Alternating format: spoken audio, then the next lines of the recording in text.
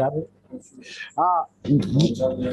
Coming back to the basic thing, मैं फिर से एक चीज आ जाऊं। मैं दो चीजें एक तो समझने की दृष्टि से, पहली चीज जैसा आपने कहा कि corruption is the core issue, तो उसी फोर्स को आप कुछ भी काम दे दीजिए, जो भी फोर्स हैं, तो करप्शन तो इससे एड्रेस नहीं हुआ।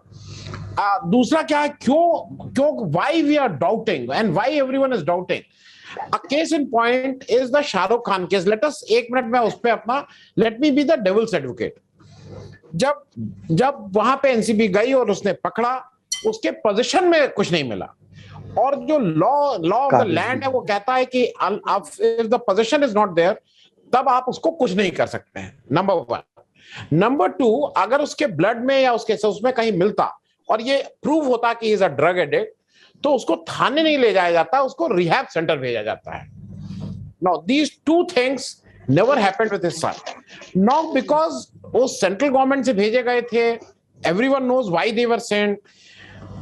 उसके बाद एक अब ये प्लान चल रहा है कि नहीं नहीं, he has links with drug mafias और drug peddlers. Now all these drug mafia या ड्रग पेडलर को कोई रजिस्ट्री करके तो उन्होंने इसकी फ्रेंचाइजी ली नहीं होगी। If they have taken, they must have taken over WhatsApp और सब, कोई रजिस्ट्री एग्रीमेंट तो हुआ नहीं होगा कि रजिस्टर ऑफ कंपनीज में जाके शाहरुख खान का लड़का एंड दैट ड्रग पेडलर। सो वो सारे एविडेंस आपके इलेक्ट्रॉनिकली अवेलेबल हैं। तो इसलिए हरदम डाउट होता है व्हेन द सेंट्रल गवर्नमेंट जो फेडरल स्ट्रक्चर है उस पर कहीं ना कहीं करती है। इस उस आने से पहले हमारे साथ हैं बीएसएफ के वेरी सीनियर ऑफिसर।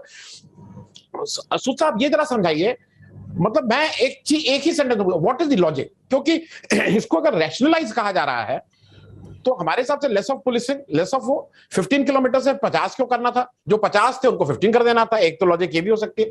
तो मतलब मैं जरा समझने के लिए कर रहा हूं, what was the logic of this 50 kilometres? जी, जो मेरे से पहले साहब, आप हिंदी बोल सकते हैं। हाँ, जो मेरे से पहले स्पीकर साहब ने कहा कि रैशनलाइजेशन किया जाए, तो मेरा ये सोचना है कि अगर रैशनलाइजेशन इज यूनिफॉर्मिटी, तो वो तो बहुत सही बात नहीं है। देखिए, गुजरात के ऑपरेशनल हालात राजस्थान से फर्क हैं, राजस्थान के ऑपरेशनल हालात पंजाब से फर्क हैं, वेस्ट बंगाल के शायद और फर्क होंगे। वहां की टेरेन, वहां की ज्योग्राफी, वहां के पॉपुलेशन, वहां के बॉर्डर क्राइम्स, हर जगह अलग अलग फर्क है। और जो ये लिमिट्स पहले सेट की गई थी, अगर हम इसके थोड़े हिस्टोरिकल बैकग्राउंड में जाएं तो 1968 में बीएसएफ एक्ट बनने के बाद में पहली दफा ये 1969 में इस प्रकार के पुलिस पावर्स, सिर्फ सर्च, सीजर और अरेस्ट के इशू किए गए, जिसमें गुजरात का 80 किलोमीटर जैसा आपने बताया, राजस्थान का 50 और बाकी स्टेट्स का 15 था, और नॉर्थ ईस्ट पूरा स्टेट था, जेएंडके पूरा स्टेट था। नाउ इसका एक रैशनल ये था कि गुजरात में और राजस्थान में रिमोट बॉर्डर एरियाज में पॉपुलेशन डेंसिटी बहुत कम थी, और उसके अलावा पॉपुलेशन डेंसिटी कम होने के अलावा उन दूर दराज इलाकों में पुलिस की प्रेजेंस भी बहुत कम थी, पुलिस की इफेक्टिवनेस भी बहुत कम थी, क्योंकि वहां पर उनकी पोस्ट नहीं थे, उनके थाने नहीं थे। जब वो नहीं थे तो सिर्फ एक लॉ एनफोर्समेंट एजेंसी के रूप में बीएसएफ की प्रेजेंस वहां पर थी, और इसलिए बीएसएफ को ये पुलिस पावर्स देने की आवश्यकता समझी गई कि अगर कोई बॉर्डर क्रिमिनल बीएसएफ के एम्बुशेस को धोखा देकर या उनसे बचकर निकल जाता है और हमारे पास सूचना आती है, तो हम लोग उसे चेज करके पकड़ लें। और दूसरा चीज ये कि अगर कोई पुलिस उस इलाके में ऑपरेशन करना चाहती है, तो हम उनके साथ में मिलकर ऑपरेशन, उनके ऑपरेशन को फैसिलिटेट करा दें। सो ये रैशनल था इसका। गुजरात में, जैसा आप जानते हैं, अभी भी वहां पर पॉपुलेशन डेंसिटी बहुत कम है, राजस्थान में भी कम है। पंजाब में क्यों कम रखी गई? क्योंकि पंजाब की पॉपुलेशन डेंसिटी या वेस्ट बंगाल की पॉपुलेशन डेंसिटी या असम की पॉपुलेशन डेंसिटी और पुलिस प्रेजेंस बहुत ज्यादा थी कंपेयर टू दी स्टेट्स, और इस वजह से पुलिस का वहां पर मौजूदगी, पुलिस की इफेक्टिवनेस बहुत ज्यादा थी, and BSF could focus on जो ट्रांस बॉर्डर क्राइम्स के ऊपर में फोकस कर रहे थे। तो जो ये लॉजिक दिया जाता है कि यूनिफॉर्मिटी लाने के लिए ऐसा किया गया, ये बहुत सही नहीं लगता मुझे, बहुत लॉजिकल बात नहीं लगती है। और इससे पहले जुलाई 2014 में दूसरे जी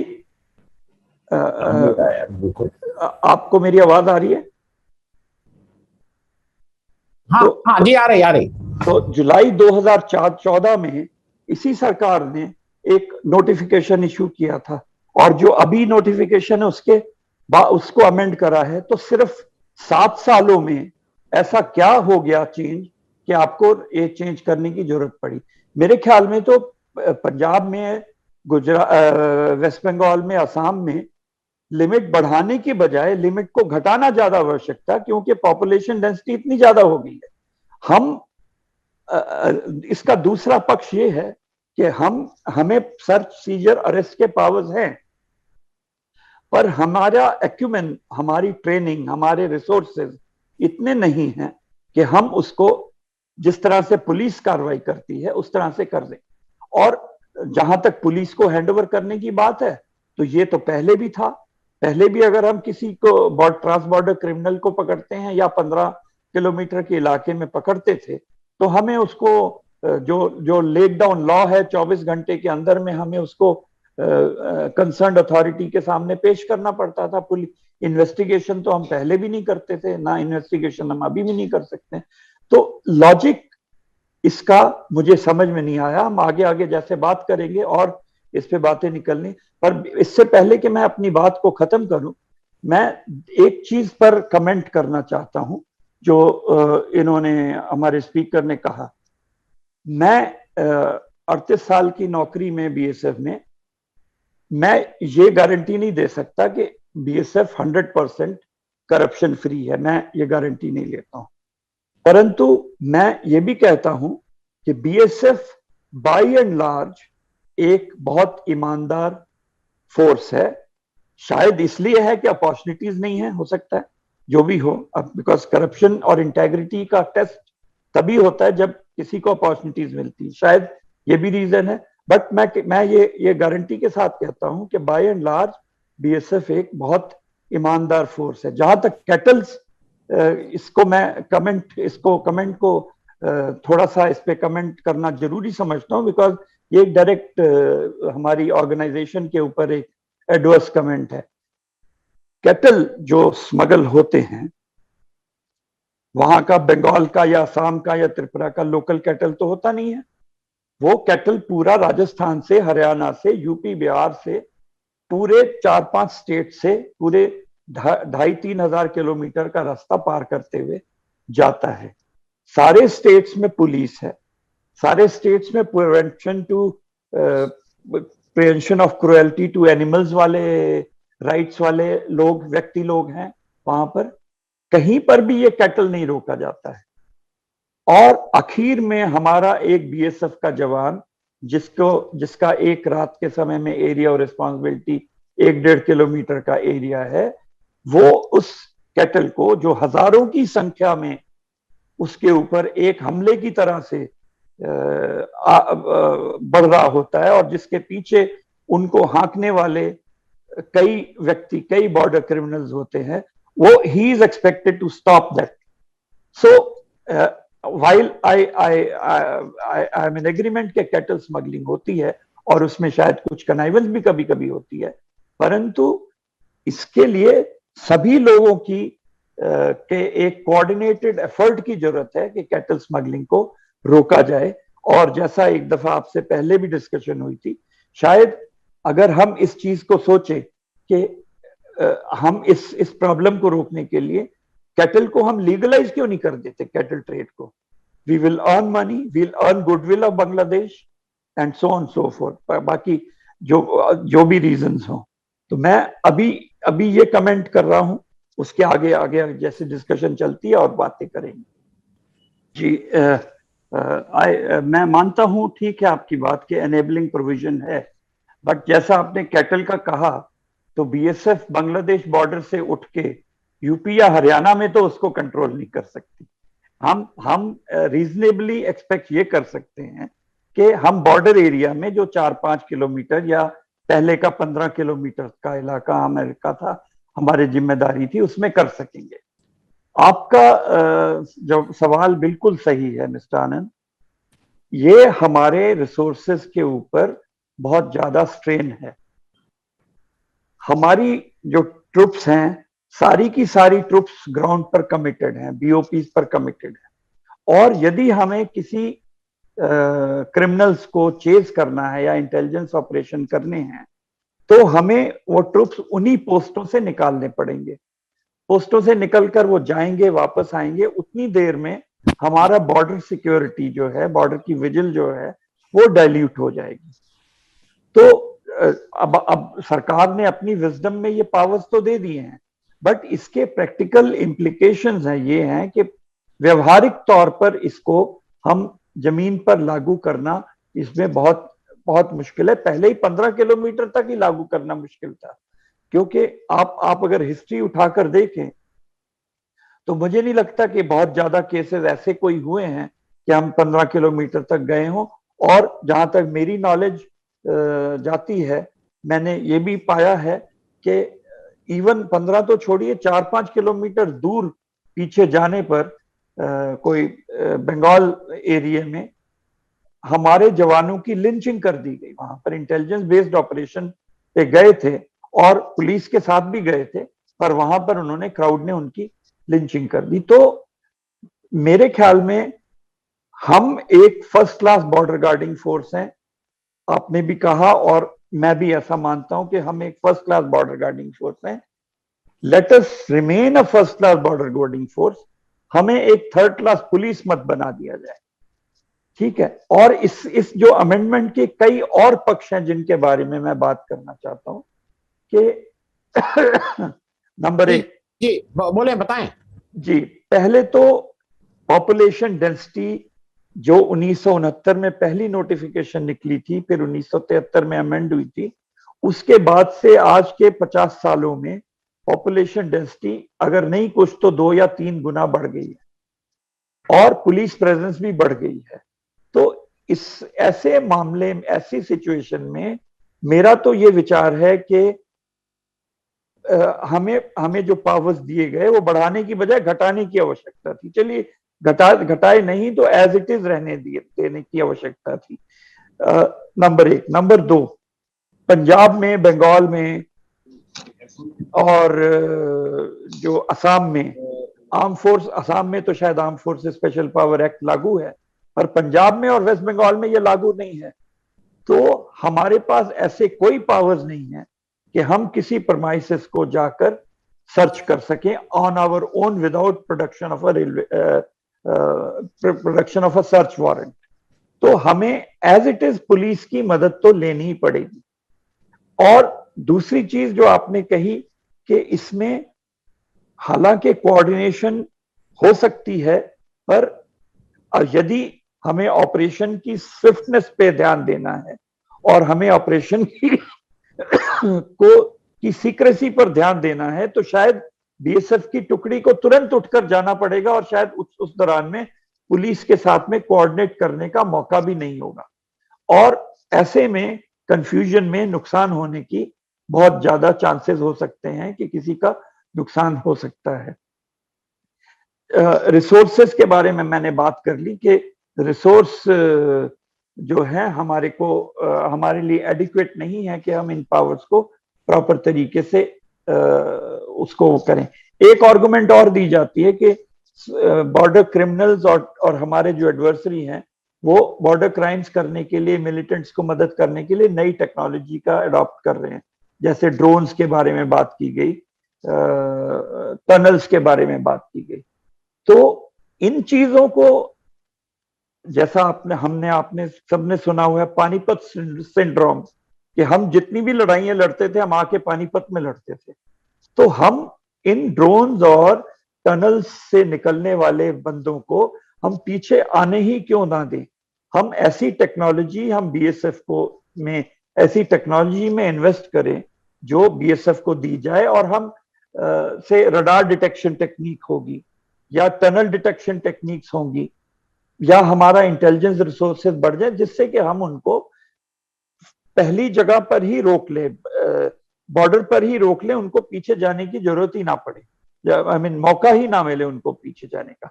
और एक और बहुत वैलिड आर्गुमेंट जो मेरी समझ में आती है कि ठीक है जी, आपने पंजाब में, गुजरात में कम कर दिया, पंजाब में, बंगाल में, बॉर्डर स्टेट्स हैं, ट्रांस बॉर्डर क्राइम्स होते हैं, मान लिया हमने, कई तरह के क्राइम्स होते हैं, इमिग्रेशन, इलीगल इमिग्रेशन होती है, करेंसी आती है। पर यूपी और बिहार का क्या स्थिति है? यूपी और बिहार भी इसी प्रकार के बॉर्डरिंग स्टेट्स हैं, और बल्कि ये और ज्यादा सेंसिटिव स्टेट्स हैं। Pakistan has been known to exploit these borders, open borders हैं यहाँ पर ना कोई फेंस है, ना कोई इस जैसा डोमिनेशन सिस्टम बीएसएफ अडॉप्ट करती है वैसा डोमिनेशन सिस्टम यहाँ नहीं होता है, और ओपन बॉर्डर्स हैं, कोई भी आ जा सकता है। पाकिस्तान की आईएसआई ने इन इलाकों का इस्तेमाल किया है। वहां पर तो एसएसबी को तो इस प्रकार के पावर्स की ज्यादा जरूरत है मेरे ख्याल में। एसएसबी असम में और वेस्ट बंगाल में भी डिप्लॉयड है, भूटान, इंडो भूटान बॉर्डर पर।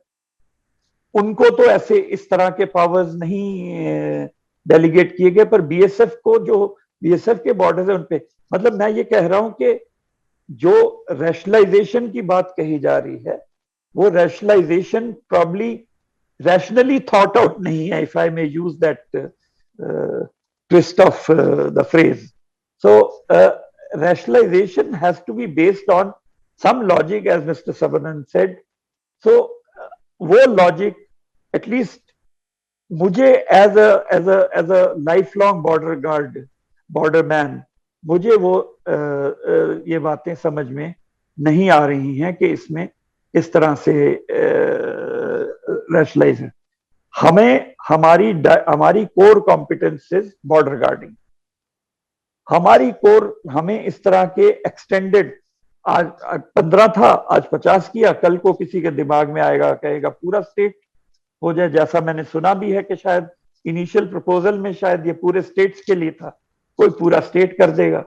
तो इस तरह से ऐसे हमें हमारे बढ़ते जाएंगे तो हमारी कोर कॉम्पिटेंस डाइल्यूट हो जाएगी, और हम एक, जैसा मैंने सबमिट किया कि हम एक first class border guarding force की बजाय हमारा कैरेक्टर एक पुलिसिंग की तरफ चला जाएगा। एंड मुझे ये हेजिटेशन नहीं है कि हम जो स्टेट ऑफ पुलिसिंग हम अपने पूरे कंट्री में देखते हैं, maybe certain southern states are much better off, but जो स्टेट ऑफ पुलिसिंग कई सारे इलाकों में है, वो बहुत, it's not a very happy situation. Mister Anand, मैं एक मिनट के लिए आपसे प्लीज कमेंट करना चाहता हूँ। जो बीएसएफ के टास्क है जो हमारे एक्ट एंड रूल्स में लिखे हुए हैं, वो 3 टास्क है। हमारा बीएसएफ रूल 1969 की आई थिंक 15 रूल नंबर 15 है, अगर मेरी याददाश्त सही है तो। उसमें 3 टास्क लिखे हुए हैं। Number 1 is to ensure a sense of, wordings में differ, to inculcate a sense of security amongst the border population is the first. Number 2, to prevent trans-border crimes. 3, to prevent smuggling. The task, अगर हम ये कहें तो हमारा task जो inculcation of sense of security है, वो हमारी वहां पर wifi should be switched on at any time. हाँ, उसमें कुछ नहीं होना है। वहां पर हमारी प्रेजेंस शो कर, हम जो वहां पर पेट्रोलिंग एक्टिविटी करते हैं, हमारे जो रात में एम्बुशेस लगते हैं, हमारे जो बीओपीज है, हमारी जो इंटरेक्शन है, हम उनको जो as a sole representative of government authority in remote areas जो हम शो करते हैं, जो वहां के बॉर्डर पॉपुलेशन रिमोट एरियाज में हमारे पास आते हैं, पुलिस वहां पहुंचती नहीं, एडमिनिस्ट्रेशन वो अपनी ग्रीवांस लेके हमारे पास आते हैं, वो करके हम सेंस ऑफ सिक्योरिटी उसमें डालते हैं, बिसाइड्स ensuring कि स्मगलिंग ना हो, ट्रांसबॉर्डर क्राइम ना हो। सो ये रोल जो है मेन हमारा, अगर हम पीछे से पीछे चलते जाए, 20-15 किलोमीटर तो पहले था, 50 चले जाए, किसी में स्टेट पूरा चले जाए, नॉर्थ ईस्ट के तो चलिए छोटे छोटे स्टेट्स हैं, शायद त्रिपुरा जैसे इलाके में तो कुल चौड़ाई कई जगह पे मुश्किल से 50 किलोमीटर है। तो फिर हम वो अपना रोल पूरा नहीं कर पाए, जैसे मिस्टर विप्लव ने कहा, तो हम वो पूरा रोल अच्छी तरह से नहीं कर सकते। इसमें व्यवहारिक डिफिकल्टीज है इस नए ऑर्डर को जमीन पर इम्प्लीमेंट करने में। हमारे लिए सीमा सुरक्षा बल इसको मुश्किल पाएगी, इसको प्रॉपरली इम्प्लीमेंट करने में।